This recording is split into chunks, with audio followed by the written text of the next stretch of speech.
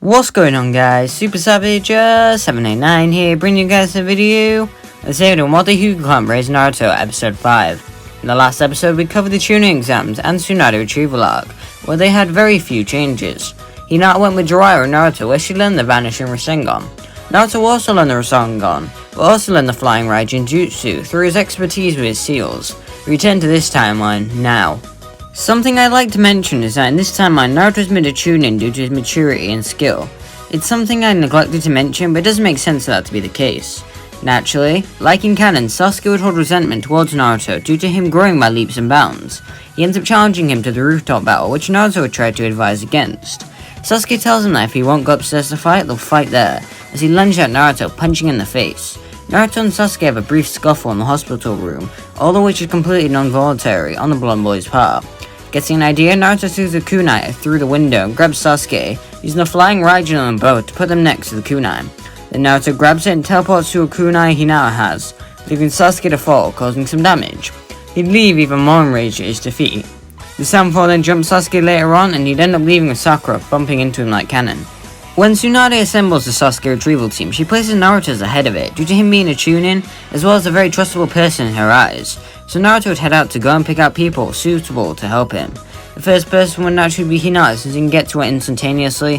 Her Byakugan would be useful in tracking, and obviously, she's Naruto's sister, and a member of Team 7. They then find Tenten and Lee, since they're both very powerful, and they are trustworthy, and they've known him a long time. They find them with Neji, who also wants to come, but in the disabled state he is in, bringing Neji would just be suicide and wasted potential. It cements in his mind they need to get the surgery to fix himself. Naruto hands Neji a flying Raijin kunai and tells him to drop that if he's in a state capable of fighting, which he agrees to, smiling.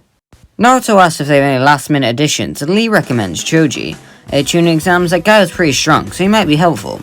They find Choji and Shikamaru hanging out and asking them both to come along, which they agree to. Then the six head off to go and retrieve Sasuke. Naruto hands them all flying Raijin kunai and tells them to be prepared for anything. They're Hinata using her Byakugan to keep track of anything around them, Tenten is good long range or weaponry, and Choji and Lee are good close range. Combined with Shikamaru and Naruto's brains, they should be unstoppable. As they move, they come across a Sanford, but they get into a short scuffle.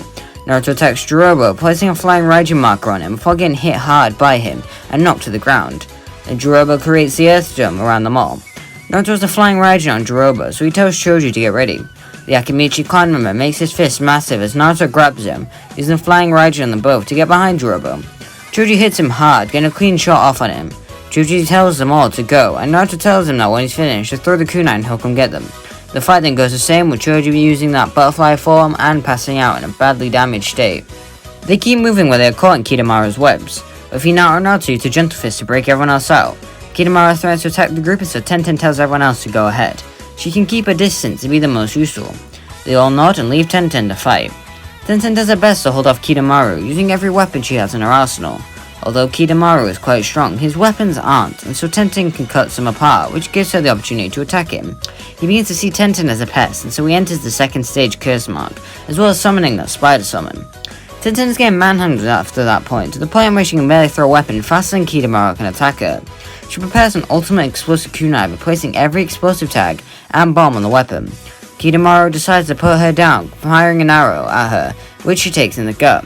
She then tells him that he's screwed as she throws a weapon at him before falling backwards and passing out. Continuing swiftly along, Kimimaro rocks up and takes Sasuke. Then Lee would have to take on Sakon and Ukon. Shikamaru takes on Hyuga, leaving Naruto and Hinata in hot pursuit. Lee would be tumbling down with the twins, where they swiftly activate the level 2 version of their curse marks to take Lee down. To ensure victory, Lee removes his weights and rushes at them, where he lands a hard blow into them both. He begins to do his best to knock them around and activate the first and second gate to get even better attacks in. They end up summoning a Rashomon gate to hold Lee off as they split up. While Sakon distracts Lee, Ukon grabs a hold of him and morphs into his body. Lee decides to go for broke by activating the 5th gate and rushes at Sakon to attack him. Due to how much strain it puts the body under, Ukon begins to feel the pain so much more than Lee. Lee knows this and so exploits it. He begins to go all out, causing even more pain on the body snatcher.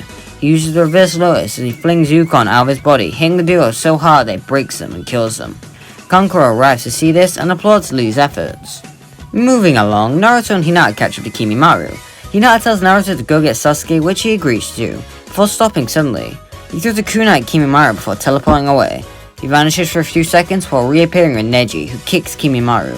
Neji tells him to hurry and get Sasuke, he'll handle this. They thank him to continue moving to capture the Uchiha they dub as a friend. Neji uses the Byakugan to keep track of where Kimimaro bones are in his body. With the ability to see his body, he's able to tell where bones are about to sprout, and subsequently dodge it.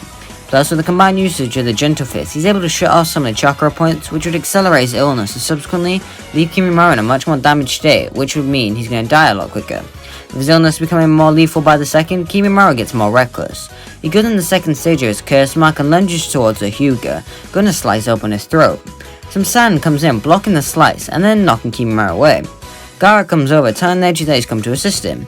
Gaara expects Neji to hold resentment or rage towards him, but no. The only thing he gets is Neji holding out his fist to give him a fist bump.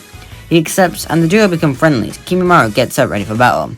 He decides to go for broke as he turns the terrain into bones, leading to Gaara creating a sand cloud for he and Neji to stand on. Using the Byakugan, Neji can tell Kimimaro is sneaking up on them. Gaara turns around to hit Kimimaro with a crushing sand coffin, and realizes he doesn't have to. He's already dead. We arrive at the Valley of the End, where Naruto and Hinata come face to face with Sasuke.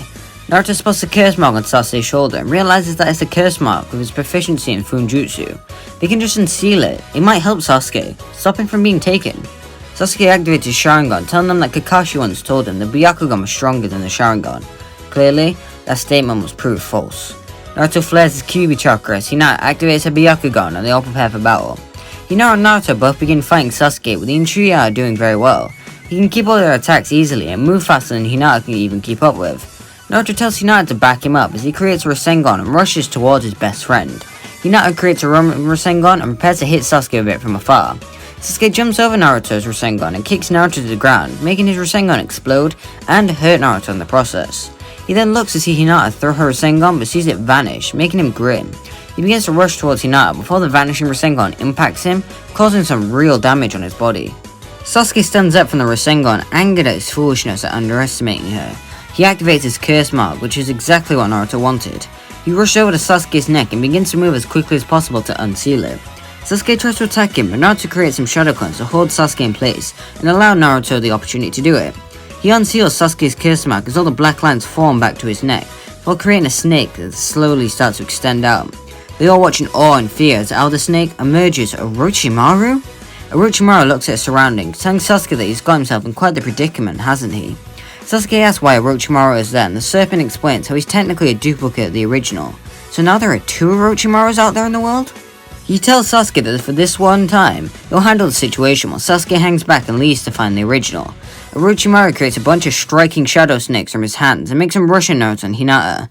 Now they can keep up with the flood of snakes attacking their bodies, so they're swept up and tortured in the endless sea of reptiles. Naruto tries to use the flying Raijin to get away, but he can't in time. When the snakes clear, both Naruto and Hinata are left badly damaged, but not dead. As Orochimaru approaches them to finish them off, Sasuke tells him not to. They are too weak to do anything anyways. Orochimaru remarks that Sasuke best not be getting soft already, but alas, he agrees and Sasuke and Orochimaru leave. When getting to the hideout, Orochimaru meets Orochimaru and recognizes what's happened. They have to be cautious of each other. Orochimaru agrees with himself. To not cause confusion, I'll call the original Orochimaru True Orochimaru, and the clone version False Orochimaru. Naturally, everyone is upset Sasuke's lost, but they have bigger fish to fry. Jiraiya approaches Naruto about the training trip, which he agrees to. He tells his family if he actually tells the boy that he will be missed. It makes Naruto smile. Neji then makes a request of his cousin to let him tag along with him and Jiraiya to train and grow stronger so he can avoid the situation with Gaara happening again, and also he can help him bring back Sasuke even if he doesn't care for him. Although Naruto is skeptical, he'd agree after permission from Hiyashi.